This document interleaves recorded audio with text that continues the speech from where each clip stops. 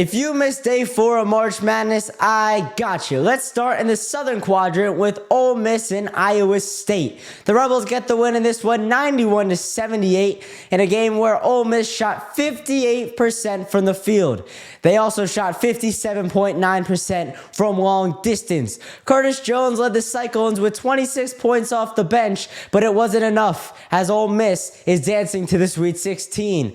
Michigan State was down 2 at the half, but Tom Izzo's squad came back to beat New Mexico by 8 points. Michigan had the edge in fast break points, 17-3. It'll be Tom Izzo's 21st time leading the Spartans to the Sweet 16. Over to the West we go. Florida with coming from behind to beat UConn by 2 points. Dan Hurley's squad struggled to make shots and grab rebounds in the final minutes of this game.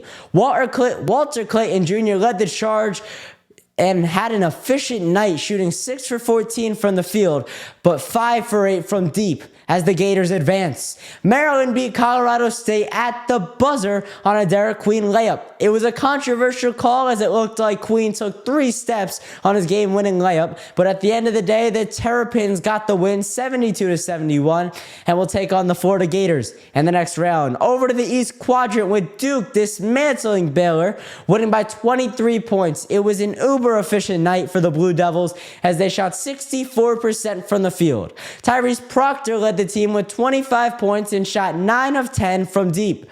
Duke is rolling on their quest to the Final Four. Arizona and Oregon, the Wildcats win by 4 and advance as Jackson Shelstad pours in 25 points, but it wasn't enough as he was outdueled by Caleb Love, who scored 29 to fuel Arizona's victory.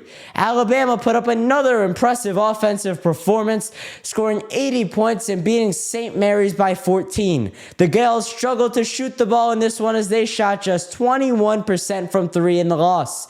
Alabama had 6 players in double figures, with Chris Youngblood scoring 13 and leading to the charge. Over to the Midwest we go with Kobe Brea leading the way for the Kentucky Wildcats as they beat Illinois by 9 points.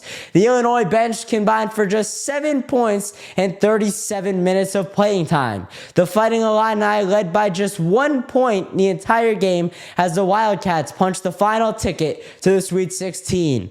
And as we wrap up the rounds of 64 and 32, let's just take a look at the lack of Cinderellas in this year's tournament.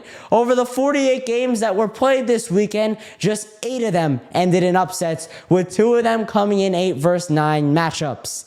For updates after every day March Madness basketball is played, I'm Ben Ballion with the Sports Pod.